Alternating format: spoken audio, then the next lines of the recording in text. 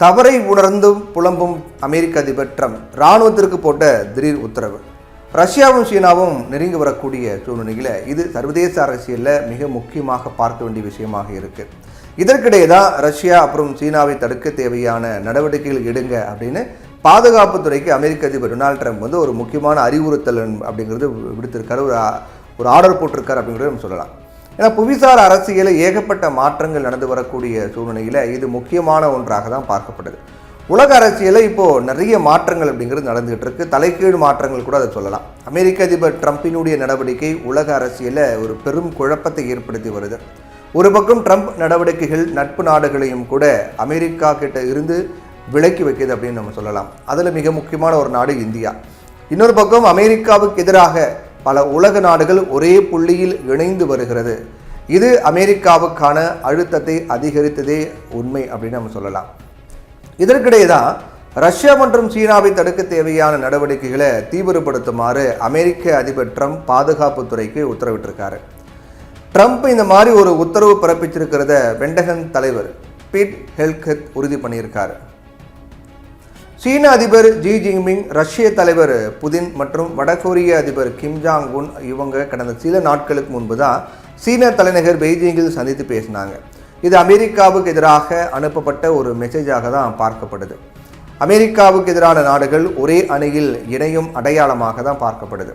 இந்த சூழ்நிலையில் தான் ட்ரம்ப் இந்த மாதிரி தயார் நிலையில் இருங்க அப்படின்னு உத்தரவு போட்டிருக்கார் பாதுகாப்புத்துறைக்கு. புவிசார் அரசியலில் இந்த மாதிரி ஒரு மிகப்பெரிய மாற்றங்கள் நடந்து வந்துட்டு இருக்கு. ஒரு பக்கம் ட்ரம்ப் நடவடிக்கையால் அமெரிக்கா மீது நிறைய நாடுகள் அதிருப்தியில் இருக்காங்க. இன்னொரு பக்கம் சீனா வரிசையாக பல நாட்டு தலைவர்களை சந்தித்து வராங்க.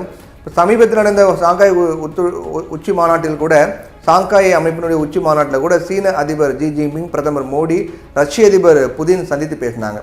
அதே போல சமீபத்தில் வடகொரிய அதிபர் கிம் ஜாங் உன் சீன அதிபரை சந்தித்து பேசியதும் மிகுந்த முக்கியத்துவம் வாய்ந்த ஒன்றாக தான் பார்க்கப்படுது. பிரதமர் மோடி சீன பயணம் மேற்கொண்டாரு. அங்கு சீன அதிபரை மற்றும் ரஷ்ய அதிபர் இவங்க எல்லாரும் சந்தித்து பேசினாரு. தனித்தனியாக பேச்சுவார்த்தையும் நடத்தினாரு. ஷாங்காய் ஒத்துழைப்பு அமைப்பினுடைய மாநாட்டிலும் 3 பேரும் ஒன்றாக வந்தாங்க. மாநாட்டின் இடையே 3 பேரும் கலந்துரையாடினாங்க. இது குறித்த புகைப்படங்கள்லாம் வெளியாச்சு, வீடியோக்கள் வெளியாச்சு. இதை பார்த்தும் அமெரிக்க அமைச்சர்கள் முதல் ட்ரம்பின் ஆலோசகர் வரை பலரும் புலம்பி வந்துட்டு இருக்காங்க அப்படின்னு சொல்லப்படுது. ஆளுக்கு ஒரு கருத்தை தெரிவித்து வந்துட்டு இருக்காங்க. இப்போ இந்த நிலையில தான் அதற்கு அடுத்தபடியாக ட்ரம்ப் வெளியிட்ட பதிவு அப்படிங்கிறது மிக முக்கியமான ஒன்றாக பார்க்கப்படுகிறது. என்ன சொல்லியிருக்காருன்னா ட்ரம்ப் அப்படின்னா, நாம் இந்தியா மற்றும் ரஷ்யாவை ஆழமான இருண்ட சீனா கிட்ட இழந்து விட்டதை போல தெரியுது அப்படின்னு பதிவிட்டிருக்காரு. அதோட அவங்களுக்கு நீண்ட மற்றும் வளமான எதிர்காலம் அமையட்டும் அப்படின்னும் ட்ரம்ப் அந்த பதிவில் சொல்லியிருக்காரு. சீனாவில் நடைபெற்ற ஷாங்காய் ஒத்துழைப்பு மாநாட்டில் இந்திய பிரதமர் நரேந்திர மோடி, ரஷ்ய அதிபர் புதின், சீன அதிபர் ஜி ஜின்பிங் ஒன்றாக இருக்கக்கூடிய புகைப்படத்தை பகிர்ந்து இந்த தகவலை அவர் போட்டிருக்காரு. இதன் மூலமாக சீனாவுடன் இந்தியா, ரஷ்யா நெருங்கி செயல்படுவதை ட்ரம்ப்பால் ஏற்றுக்க முடியலங்கிறது தெரிய வருது. அப்போது ட்ரம்ப் மறைமுகமாக ஒரு அழுத்தத்தில் இருக்காரா, நம்ம தவறு பண்ணிட்டோம் அப்படின்னு ஃபீல் பண்ணுறாரா அப்படின்னு கூட நம்ம கேட்க தோணுது. இதனால் அவருடைய சமூக வலைதளத்தில் ட்ரம்ப் புலம்ப தொடங்கியிருக்கார் அப்படின்னு தான் நம்ம பார்க்க வேண்டியிருக்கு. ட்ரம்ப் இந்தியாவை சீண்டும் போது பல அமெரிக்க தலைவர்கள் வேணாம் அப்படின்னு சொன்னாங்க. நீங்கள் பண்ணுறது தவறு, இந்தியாவை சீண்ட வேண்டாம், இந்தியா நம்முடைய நட்பு நாடு, இந்தியா நம்ம அரவணைக்கணும் அப்படின்னு சொன்னாங்க. ஆனால் ட்ரம்ப் அது கேட்கவே இல்லை. ஏன்னா இந்தியாவை சீனா அவங்க சீனாவுடன் கை கோப்பாங்க அப்படின்னு பல பேர் முன்பே கணித்திருந்தாங்க. அதன் அடிப்படையில் சொன்னாங்க. ஆனால் அதை ட்ரம்ப் அது காதலே வாங்கலை. இது ஆசியாவில் அமெரிக்காவுக்கு ஒரு சவாலை ஏற்படுத்தும் அப்படின்னும் வார்ன் பண்ணாங்க. ஆனால் ட்ரம்ப் அதை எதையுமே கண்டுக்காமல் கண்மூடித்தனமாக இந்தியாவின் பொருட்களுக்கு வரிகளை விதித்தார். இப்போது சீனாவோட கைகோர்க்க வைத்து இந்தியாவை ரஷ்யா நாம் இழந்துட்டோம் அப்படின்னு ட்ரம்ப் புலம்ப தொடங்கியிருக்கார். இதன் மூலமாக என்ன தெரியுது அப்படின்னா, அமெரிக்கர்களே ட்ரம்பின் நடவடிக்கைக்கு கடும் எதிர்ப்பு. நீதிமன்றமே ட்ரம்ப்புக்கு கொட்டு வைத்தது, நீங்கள் சர்வாதிகார போல செயல்படுறீங்க அப்படின்லாம். அந்த அளவுக்கு கடும் எதிர்ப்பு, அமெரிக்காவிலும் எதிர்ப்பு, மற்ற உலக நாடுகள் மத்தியிலும் பல எதிர்ப்புகளை எதிர்கொண்ட ட்ரம்ப் எதை பற்றியுமே கவலைப்படாமல் கண்மூடித்தனமாக செயல்பட்டார். அதனுடைய விளைவு இன்னைக்கு அவரே புலம்ப தொடங்கியிருக்காரு.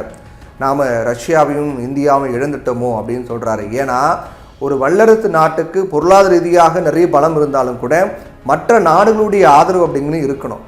அப்படி இருந்தால் மட்டும்தான் அவங்க ஒரு ஆதிக்கத்தோடு செயல்பட முடியும். ஆனால் சர்வாதிகாரம் மூலமாக மற்ற நாடுகளுடைய நட்புகளை நம்ம தொலைச்சிட்டோம் அப்படின்னா அது வல்லரசு நாடாக இருந்தாலும் கூட அவங்க தனிமைப்படுத்தப்பட்டால் மிகப்பெரிய அழுத்தம் ஏற்படும், தலைகீழாகவே அவங்களுடைய நிலைங்கிறது மாறும், உலக அரசியல் ஒட்டுமொத்தமாக மாறும். அதை தான் தற்போது அமெரிக்கா செஞ்சுக்கிட்டு இருக்காங்க அப்படின்னு சொல்லப்படுது. நட்பு நாடுகளாக அமெரிக்காவுக்கு நட்பு நாடுகள் ரஷ்யா, இந்தியா, அந்த 2 நாடுகளும் இன்னைக்கு சீனா பக்கம் இருக்கக்கூடிய நிலையை அமெரிக்கா தான் ஏற்படுத்தியது. ட்ரம்ப் தான் ஏற்படுத்தினார், அமெரிக்கான்னு கூட சொல்ல வேண்டாம், ட்ரம்ப் தான் ஏற்படுத்தினார் அப்படிங்கிறது தான் இன்னைக்கு ட்ரம்ப் புலம்பு தொடங்கியிருக்கார் அப்படிங்கிற அந்த பதிவு நமக்கு காட்டுது.